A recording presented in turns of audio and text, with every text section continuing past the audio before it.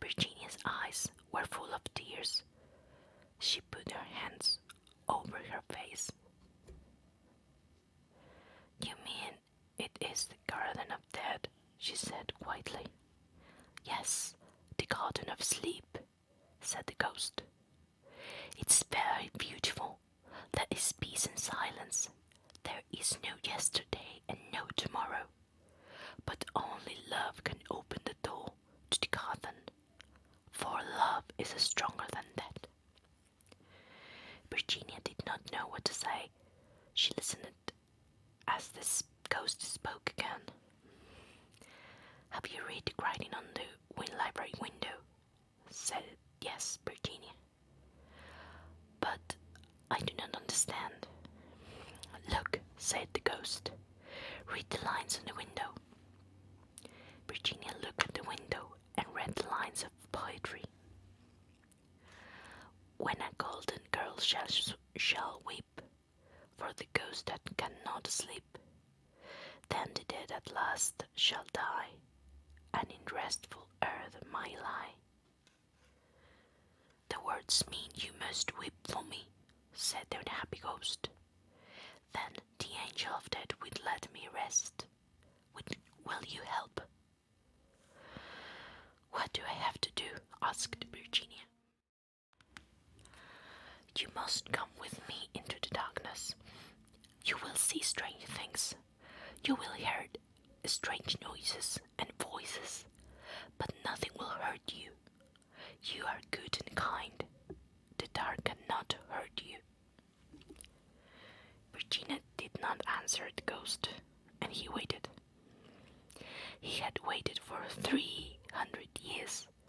This was the longest minute of all time. "I am not afraid," said Virginia at last. "I will come with you into the dark." The ghost kissed her hand. His lips were cold like ice, but they burned like fire.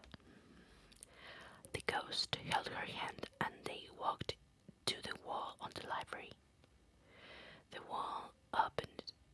There was darkness beyond the wall and a cold wind. Voices spoke out of the wind. "Go back, Virginia. Go back before it's too late." Virginia walked into the darkness with the ghost. Virginia and the ghost disappeared through the library wall.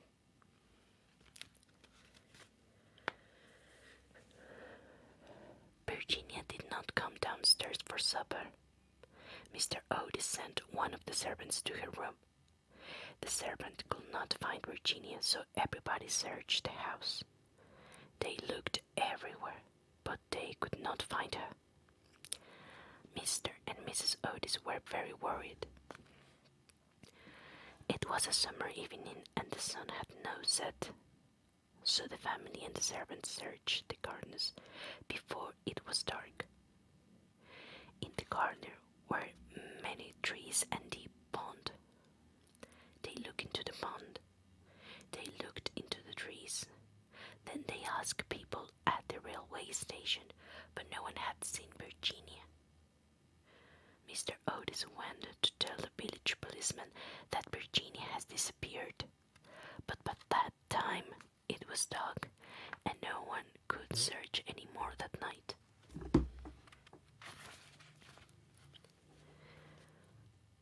None of the family wanted to sleep or eat.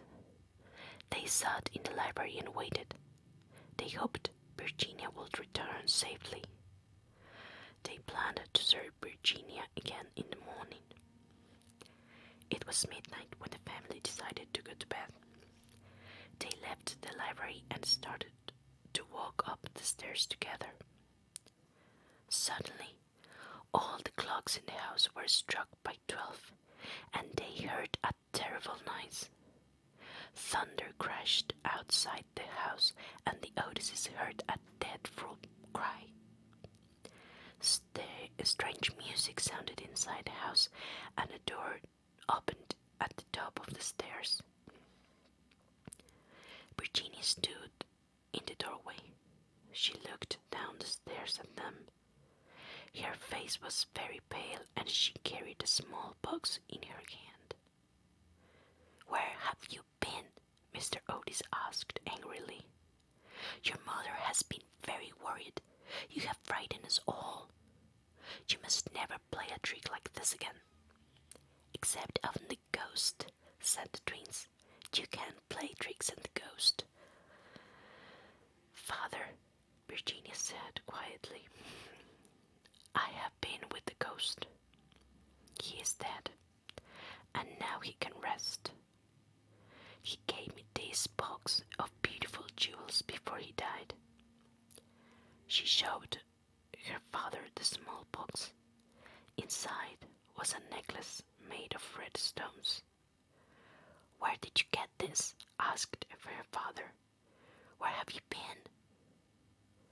Mr. Otis forgot to be angry. He was so pleased to see Virginia was safe. "Come, I'll show you," said Virginia. She turned back to the door at the top of the stairs. All of the family followed her. Washington Otis carried a lighted candle.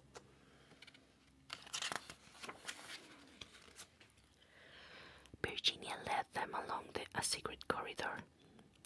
They came to an old wooden door which was open. Beyond the door was a little room with a low ceiling. There was an iron ring in the wall and 2 chains. At the end of the chains was a body. Only bones remained.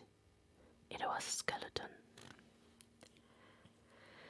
"This is the body of Sir Simon de Canterville," said Virginia.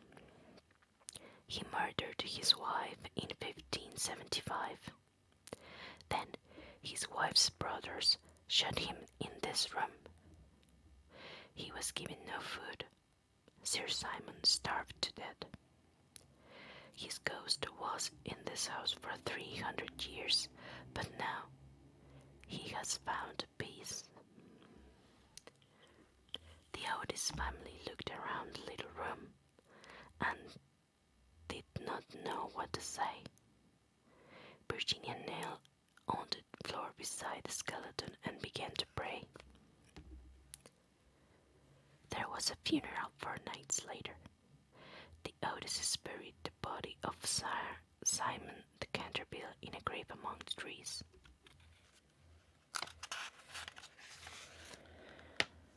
The Otises, Mr. Omni the housekeeper, and all the servants from Canterville Chase stood near the grave. Behind them were people from the nearby village. Many people had come to the funeral. Virginia carried the white flowers and looked up the stairs. She remembered that the ghost had said about the Garden of Death. A nightingale began to sing. The bird was singing a sweet song, very beautiful and sad. Virginia smiled. "God has forgiven him for murdering his wife," she said.